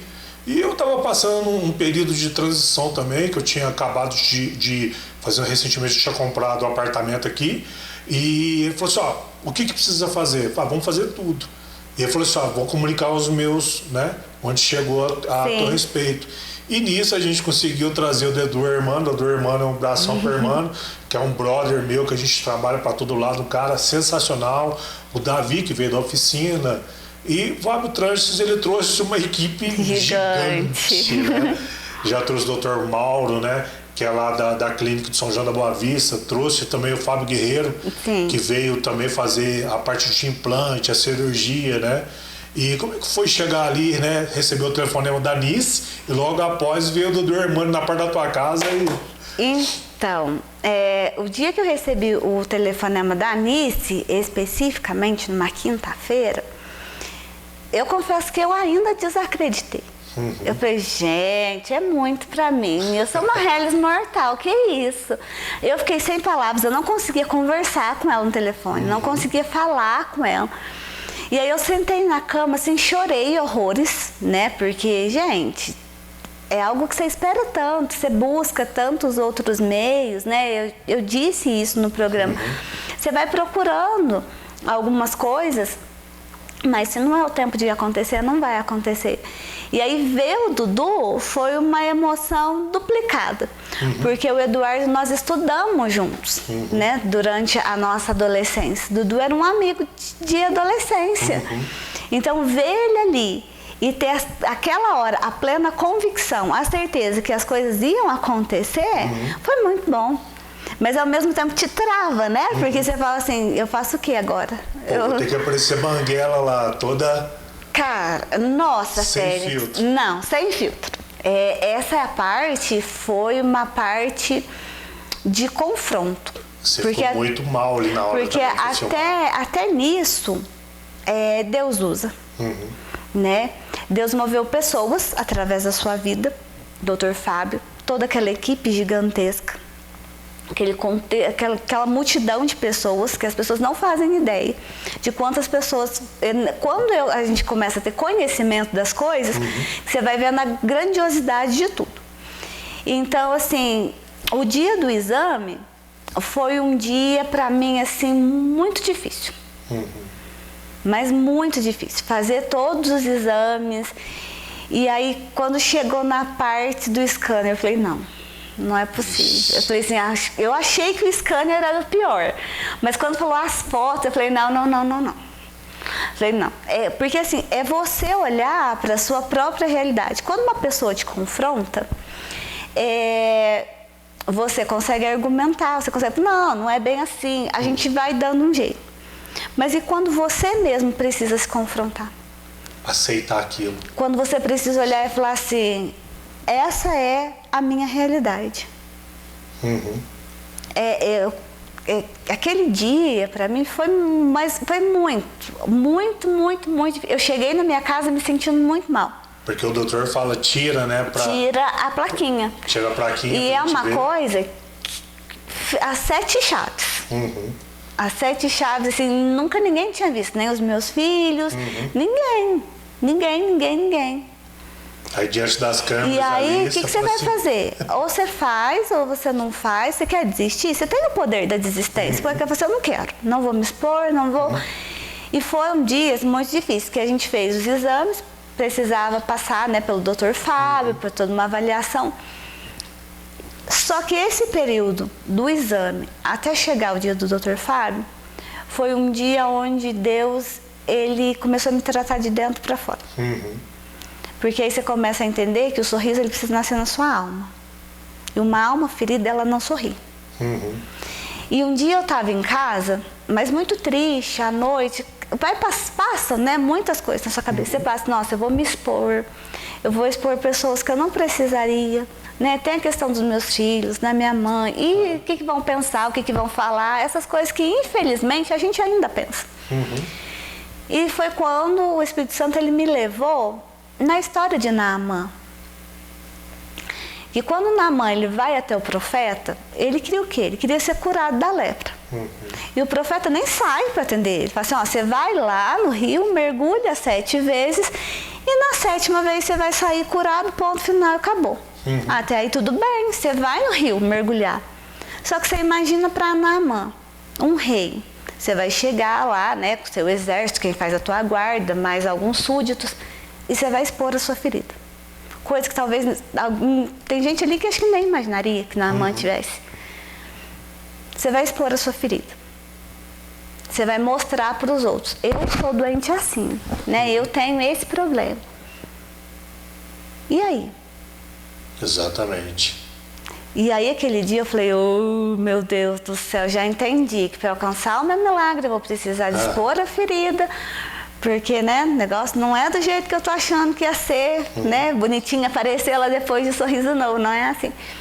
E foi um processo de cura. Foi um processo de dentro para fora. Então o Dr. Fábio, ele é especialista nessa parte do comportamento. Sim. Também, né? Porque a hora que ele começou a falar com você ali, a sala dele, a gente sente a presença de Deus. Exatamente, né? Isso. Ele tem uma maneira assim de comunicação, de passar o que será feito, por mais que a gente sabe que não seria fácil, né? Mas ele tem um dom assim tão do Espírito Santo que ele vai envolvendo, vai te colocando calma. Né? O Dr. Fábio, ele é muito usado por Deus. Eu não sei se ele consegue imaginar o quanto Deus usa a vida daquele homem. Porque até quem assistiu os episódios depois, as pessoas falam assim, Rose, aquele homem, ele é tomado por Deus por inteiro para falar. Porque quando eu tô falando, eu já tenho um tom muito alto da voz, eu nasci de cachoeira, viu, gente? Feirante, ô Dona Maria, ô batata aqui. Aí você pega um Dr. Fábio, manso, tranquilo, voz mansa, técnico, mas com uma sutil, assim...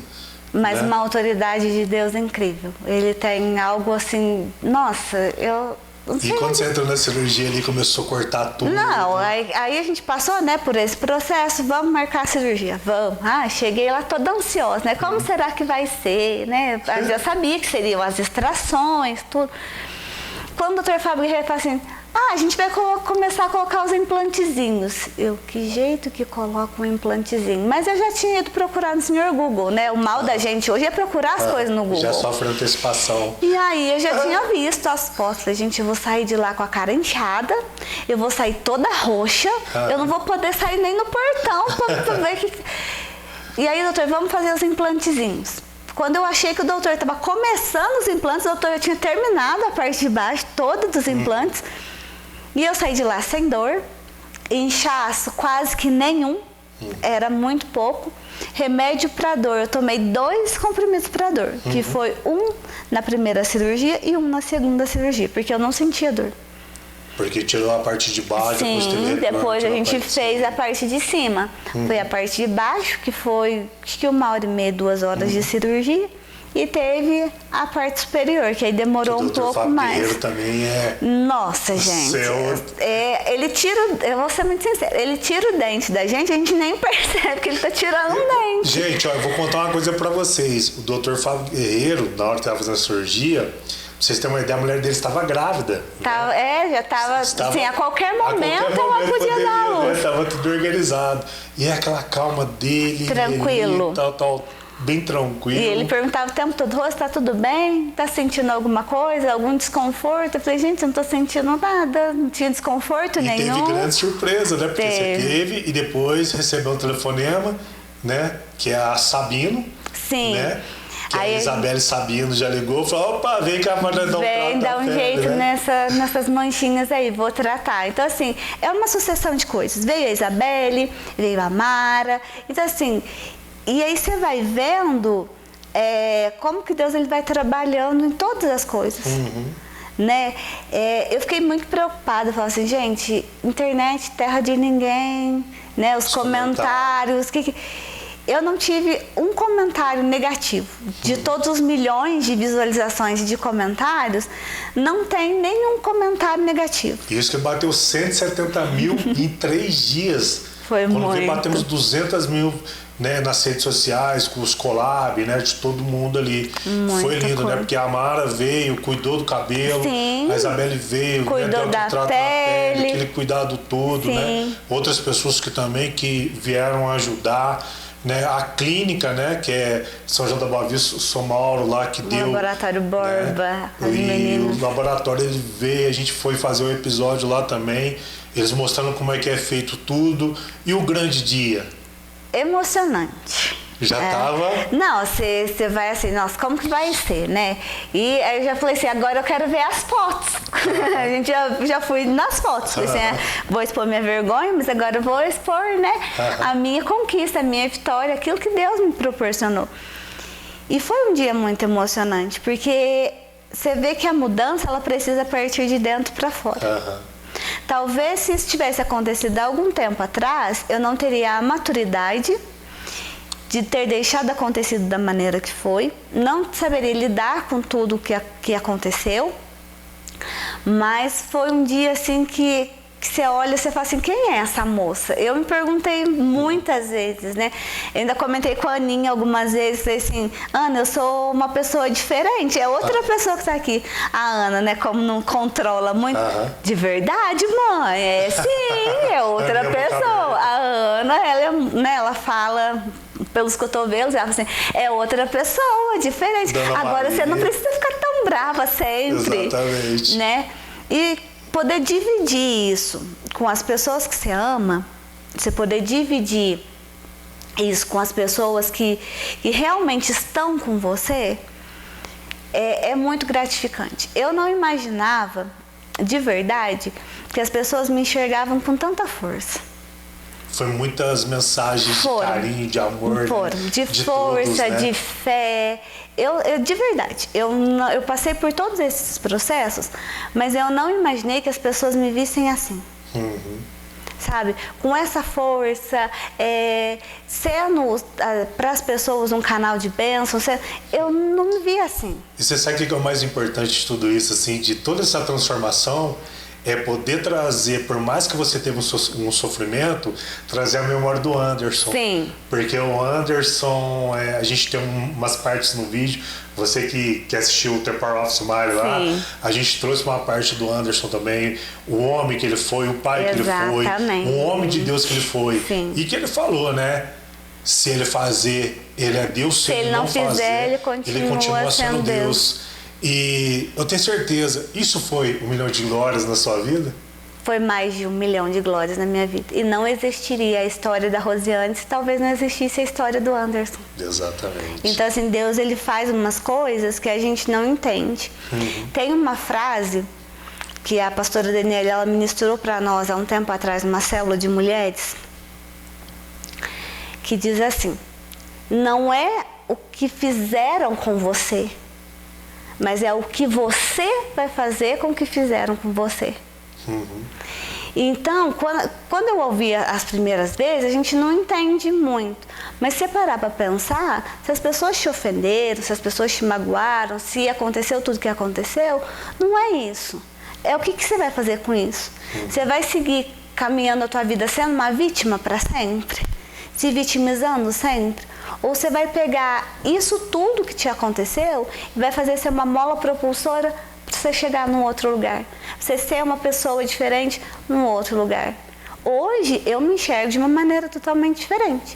Se você perguntasse para mim algum tempo atrás, Rosiane, qual que é o propósito, o que Deus tem para a tua vida? Eu ia falar para você assim, nossa, não sei não. No meio disso tudo, não consigo me achar. E aí hoje, se você me pergunta, Rosiane, o que Deus tem, qual que é o propósito? O propósito de Deus para minha vida é que Ele me leve a outras mulheres que precisam entender que existe algo melhor para sua vida, que essa dor ela não é para sempre, que essa dor ela não é permanente, que a dor do luto ela vai passar e que através das suas feridas você vai curar outras pessoas. Existe 2 tipos de mesa, né? A Sim. mesa das oportunidades, como eu falo, né? Mas existe também a mesa do escarnecimento, né? Eu sempre falo, né? Cuidado com quem você vai sentar, cuidado com quem você vai conversar, cuidado com quem você vai dialogar. Mas Deus ele tem a mesa das oportunidades, né? E nessa oportunidade, Deus ele usou pessoas para poder fazer. O The Power of Smile, para quem não sabe, pessoal, eu estava editando um programa de Nova York e uma mulher tinha ganhado um prêmio com esse nome. Eu falei, pô, que nome interessante, né? Que eu tinha trazido alguns temas, né? Que foram valores inegociáveis e o que foi milhão de glória na sua vida. Foram os temas dos primeiros do podcast que a gente fez. E depois eu vim com o programa The Power of Smile, né? Onde a gente agora bateu 2 milhões de visualização. Então passamos acima de 7 mil inscritos, né? E Rosiane, você quer deixar uma mensagem, né? Para as pessoas que estão te assistindo, que teve a oportunidade de assistir seu testemunho hoje, um pouco que o senhor fez na sua vida através de tudo que você passou. Quer deixar um recado para a mulherada? É agora. Bom, eu quero sim. Eu quero falar para você que talvez hoje não vive um momento favorável, um momento bom, quer seja em qualquer área da sua vida. Essa não é a sua realidade. Isso não é o que Deus tem para você. Talvez seja uma escola. Talvez seja um tempo de prova, igual toda escola tem mesmo. Mas é de aprimoramento. Deus ele precisa te aprimorar. Nós somos forjados no fogo. Não tem como você saber quem é Deus se você não caminhar com Ele. É muito bom a gente ouvir testemunho das pessoas. É muito bom você ouvir um testemunho na igreja. É muito bom você ouvir o testemunho de um irmão que as coisas deram certo.